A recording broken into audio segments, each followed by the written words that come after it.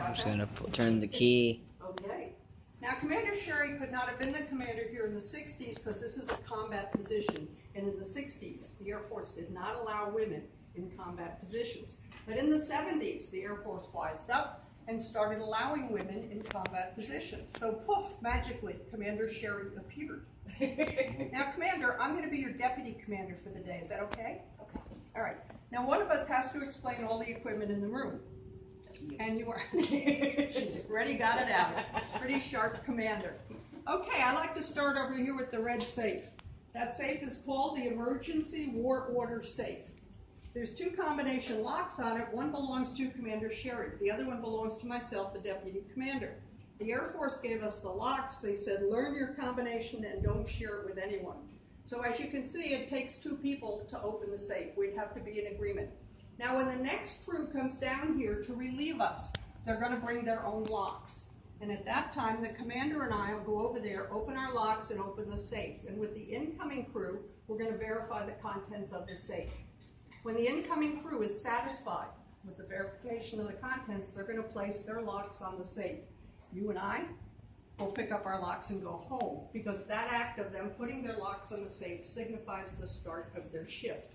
Inside that safe, we keep the final authentication piece that we would need if we received an order to launch our missile. And that authentication piece would allow us to verify if that launch order actually came from the President of the United States. Cool.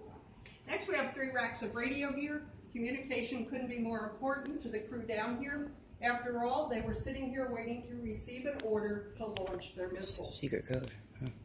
The deputy commander was in charge of safety, security, and communications.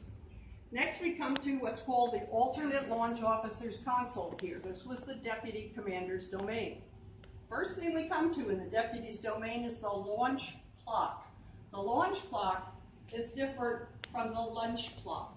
The launch clock was an 8-day hand-wound clock. So every Sunday, the crew wound up the clock, and twice a day, every day, they calibrated that clock with the atomic clock in Colorado. That clock was accurate to within a second.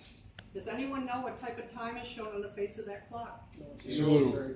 Yeah, everybody got it. It was called Greenwich Mean Time, Zulu time, or military time. They used a universal time system worldwide to help ensure that people like Commander Sherry didn't launch her missile an hour early or an hour late. By the way, that could ruin your career. Imagine they might even send you to Greenland. But you'd be famous. You'd be known as the commander that launched an hour early or an hour late. Eventually, they'd make a movie about it, and you'd be famous. Not in Alaska. You're going to Alaska. Wouldn't get to enjoy your money, though. Okay, next, the deputy was tasked with keeping track of where everyone was working in the underground complex for safety and security reasons. Our crew that came down the stairs with you today had 4 people. We had a commander, a deputy commander, and 2 enlisted people with us. One was called the Ballistic Missile Analyst Tech. They were in charge of the missile down the hall and all its systems. The other person was a facilities tech. They're in charge of this whole 3-story building and all its systems. If there was a problem that these 4 people couldn't solve, the commander picked up the telephone and called Davis-Monthan Air Force Base in Tucson. She said, this is our problem. Please send people down here to solve these problems. While they were here, the deputy kept track of them on the locator board of where everybody was working in the underground complex.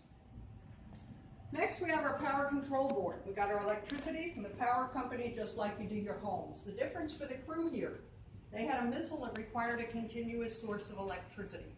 We often have power outages down here in the desert Southwest, especially in monsoon season. So they installed a huge diesel generator on level 3 of the silo. It was set up so that we had a power outage, the diesel generator would automatically kick on.